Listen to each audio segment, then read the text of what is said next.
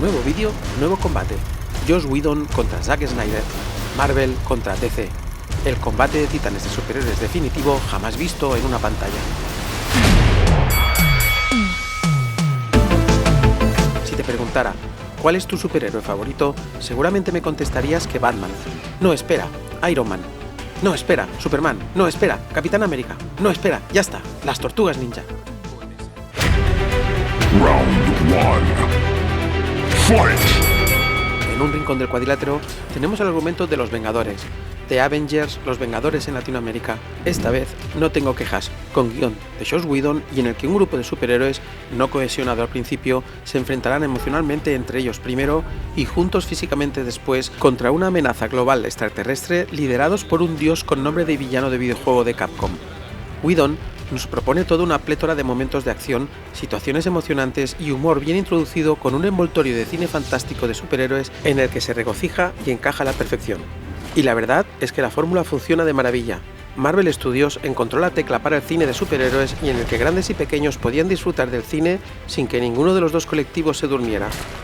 Los primeros golpes que Whedon da a su contrincante son un argumento trillado pero divertidamente accesible, momentos de épica pocas veces vista en el género y humor encajado a la perfección para todos los gustos.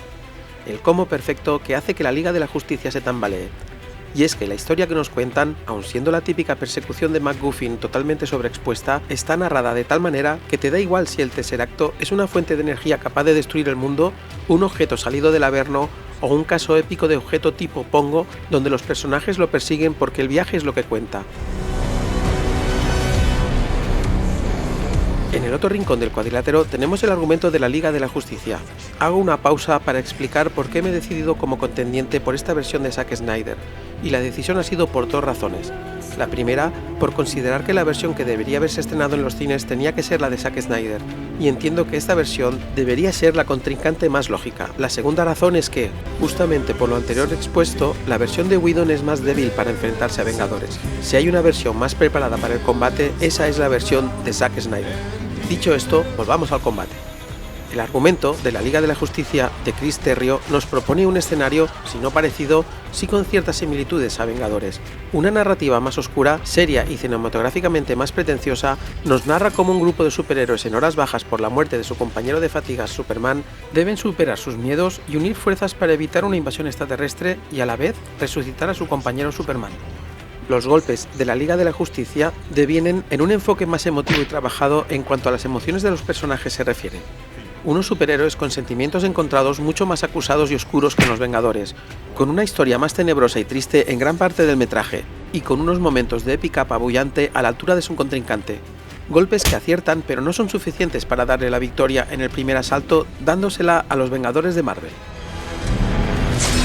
Segundo asalto. A por él. Round 2.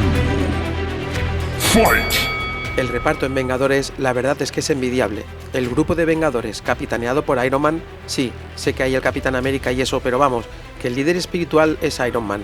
Capitán América es el líder táctico, pero el espiritual es Tony Stark. Pero es que Robert Downey Jr. tiene ese carisma que parece que haya nacido para el papel. Un personaje con un nivel de carisma totalmente fuera de los niveles estándar.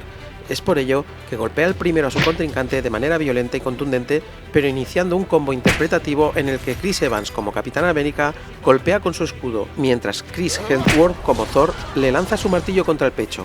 Antes de que se recupere, Scarlett Johansson como Viuda Negra y Jeremy Renner como Ojo de Halcón hacen tándem para tirarlo al suelo, y Mark Ruffalo como Hulk acaba destrozando a su contrincante rugiendo y golpeando con sus grandes puños. La verdad sea dicha, es difícil imaginarse un grupo de superhéroes mejor expuesto, cohesionado y disfrutable en una cinta de superhéroes. Señor Stark. Capitán. La Liga de la Justicia se recupera rápido de los golpes y contesta con un elenco actoral protagonista quizás más comedido pero totalmente válido para enfrentarse a los Vengadores. Y es que Ben Affleck y Henry Cavill capitanean un grupo de superhéroes convincente que golpean los dos a la vez a los Vengadores. Dejando de lado si Affleck es el mejor Batman, considero que hace un gran trabajo aquí, llegando a creérmelo. El resto de superhéroes acompañando al Hombre Murciélago y al Hombre de Acero aunan sus fuerzas para seguir devolviendo los golpes, en el que Gal Gadot como Wonder Woman usa su lazo de la verdad que retiene a los Vengadores, mientras Jason Momoa como Aquaman golpea sin tregua con su tridente a la vez que Ezra Miller como Flash aparece y desaparece entre rayos de la vista mientras los golpes se van sucediendo y que mientras tanto Ray Fisher como Cyborg, un Iron Man hacker, golpea al son de sus compañeros. Los superhéroes en este lado del cuadrilátero están más expuestos emocionalmente, con momentos cuyos superpoderes parecen no tener importancia en contraposición a lo que debe sentir un superhéroe. Y es que la Liga de la Justicia, entre héroes, villanos y actores de reparto, parecen más humanos, con luchas internas que los hacen más cercanos.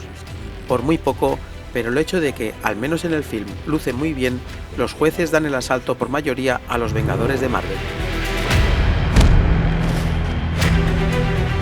Round 3. Fight!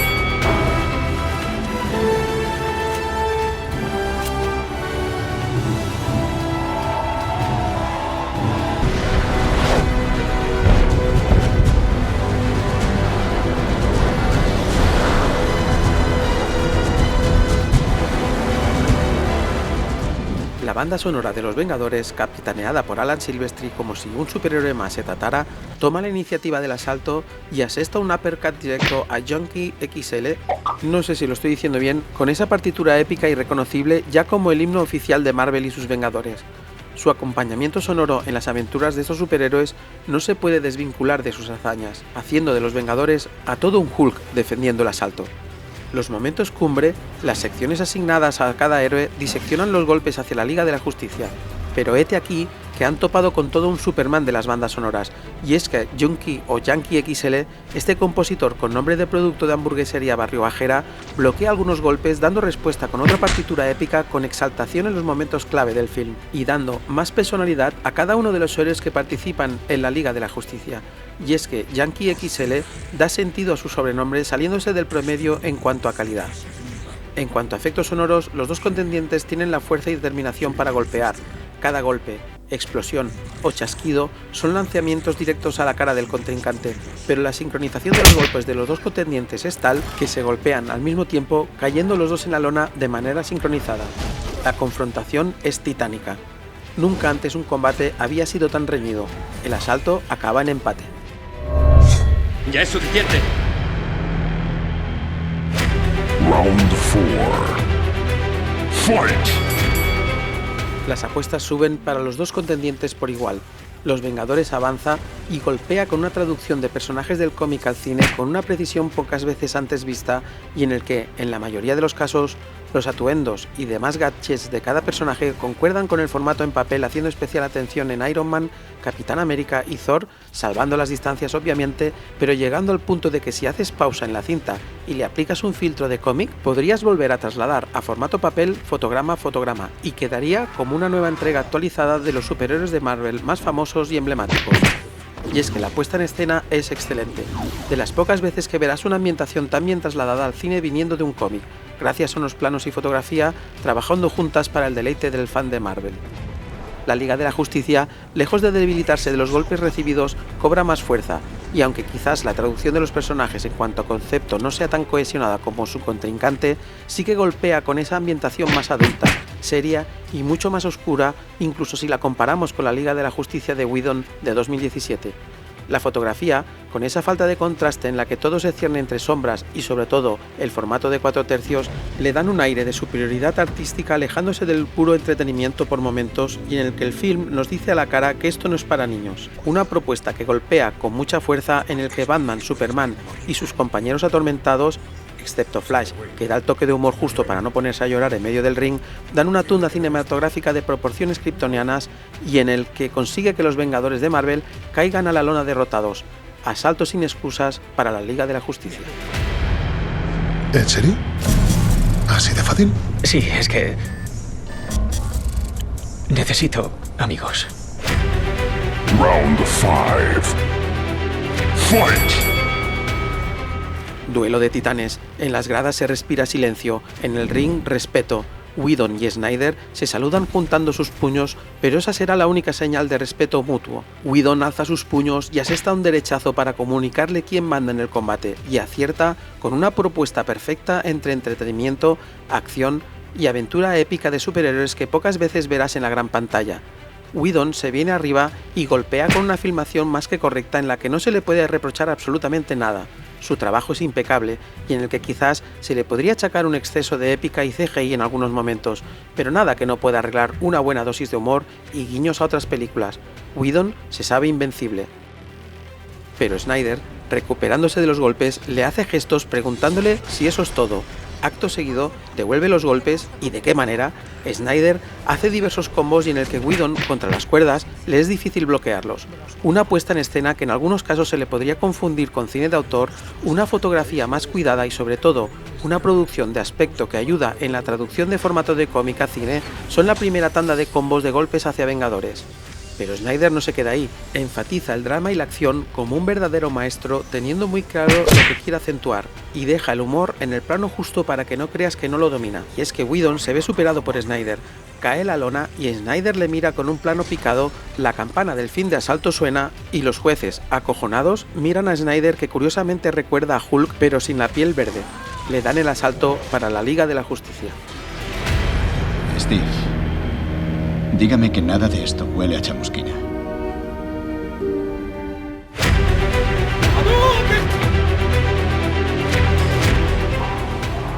La escena Hadouken de los Vengadores sería esa escena hacia el tercio final del film donde los superhéroes se libran de sus prejuicios hacia sus compañeros para un bien común. Y es que la épica de esa escena podría servir como portada de cualquier cómic de Marvel de los Vengadores. En una sola escena, el director transmite que juntos son más poderosos que separados, y que es la única manera de conseguir la victoria. Hay que reconocer que, aunque hollywoodiense y palomitera, incluso rayando el estilo de Michael Bay, esta escena resume en muy poco espacio de tiempo la cohesión de todos y cada uno de los protagonistas sin darle más importancia a ninguno de ellos. Todos son importantes y todos son poca cosa sin el resto. Me dan ganas de apuntarme al gimnasio cuando la veo. La escena Hadouken de la Liga de la Justicia sería quizás el momento en el que el grupo capitaneado por Batman y no cohesionado del todo colaboran para resucitar a Superman y en el que este último parece que no le sienta bien eso de resucitar. Es una escena llena de dramatismo, acción y sobre todo de suspense en el que empiezas a pensar que quizás no ha sido una buena idea eso de usar un desfibrilador en forma de cubo para reanimar a un personaje que, si se levanta con el pie izquierdo, puede derrumbar media ciudad de un estornudo matutino. Esta escena, épica y emocionante a partes iguales, nos invita a creer que el simple hecho de cohesionar un grupo de superhéroes no va a ser tan fácil como en Vengadores, y en el que las diferencias son más amplias que una simple disputa de egos, y en el que Lois Lane, como una Anne Darrow moderna, se tratase apaciguando a un King Kong kryptoniano, y en el que visualmente Snyder nos lo muestra con Superman venido arriba, descendiendo hasta Lois. No sé si es por el pecho peludo de Superman o por la escena homenaje apaciguando a la bestia, pero no puedo desvincular esta escena sin ver a un King Kong guaperas venido de otro mundo destrozando parte de un entorno urbano. Los Vengadores, emocionados al ver la escena, incluso intuyo una lágrima de Bruce Banner, despista al grupo y se come el Hadouken de la Liga de la Justicia sin verlo venir. ¡Qué cabronazo! Final round. Fight. Estamos ante el combate más encarnizado nunca antes visto hasta la fecha. A los contendientes no parece que les afecten los golpes recibidos de su adversario y no cejarán en el empeño de ganar el enfrentamiento. Y es que tanto los Vengadores como la Liga de la Justicia son el culmen del cine de superhéroes, si dejamos de lado al Batman de Nolan, por supuesto, y en el que espera como contendiente en futuros combates en Film Versus. Tanto los Vengadores como la Liga de la Justicia son los luchadores más preparados para el enfrentamiento mutuo. Los Vengadores se benefician de unos personajes ya entrenados en el combate con sus respectivas películas, de las cuales cada una de ellas son ya de por sí un enfrentamiento a nivel de alta competición en el que luego verlos todos juntos en un mismo film hacen que el espectador se derrite viendo a todos sus superhéroes en una cinta de calidad de proporciones únicas, valga el contrasentido. En cuanto a la Liga de la Justicia, deviene una cinta que no se queda atrás en cuanto a épica, cohesión y espectáculo se refiere. Ver a Superman, Batman, Wonder Woman, Aquaman y demás compañeros es una gozada para el fan de DC, pero no busca solo convencer al fan más acérrimo, sino que la cinta quiere ser un poco más que puro entretenimiento, intención que realmente consigue gracias al toque de Snyder que pone a la Liga de la Justicia como un trabajo artesanal fuera de lo común y que, más que entretenimiento, busca reconocimiento. Con todo lo expuesto, los jueces deliberan como nunca antes lo han hecho. La decisión es difícil y saben que pueden salir escaldados de la decisión. Pasan los minutos y las gradas empiezan a impacientarse. Al final, dan la victoria por decisión dividida a los Vengadores de Marvel. Hemos ganado. genial. Bien, muy bien. Buen trabajo, chicos. Pero mañana no vayamos a trabajar.